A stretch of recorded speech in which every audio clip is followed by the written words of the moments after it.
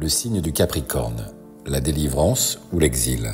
Le signe zodiacal du mois de Tevet est le Guédi, Capricorne en français. Il est inauguré par les derniers jours de la fête de Hanouka qui éclaire des lumières spirituelles propres à cette fête. Le mois de Tevet, nous dit la tradition kabbalistique, est en rapport avec deux membres, le foie et l'œil. Ces deux membres sont liés au désir et à la matérialité. L'œil voit, le cœur désire et le foie passe à l'action. Le mot Guédi s'orthographie en hébreu avec un guimel, un yud et un dalet. Ces lettres forment aussi le mot guide, membre viril qui véhicule la semence. Si cette fonction est utilisée pour l'épanouissement et la reproduction, elle conduit vers l'équilibre. Par contre, si elle fait l'objet de pratiques délétères, elle conduit à la dislocation. C'est là toute l'ambiguïté de ce mois. Il peut faire germer la lumière de la délivrance ou au contraire, signer la perpétuation de l'exil d'Israël. Il peut être une source de rédemption pour l'individu ou le début de sa disparition. La planète qui influence ce mois est Shabtai Saturne. Son nom renvoie à l'idée d'inactivité, Hashbata.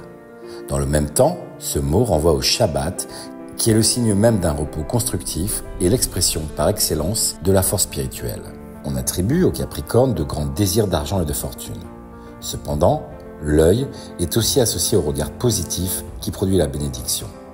Il est aussi recommandé de lever les yeux vers le ciel en ce mois si particulier, comme le recommande le verset « Levez les yeux vers les cieux et voyez qui les a créés » Isaïe 40, 26.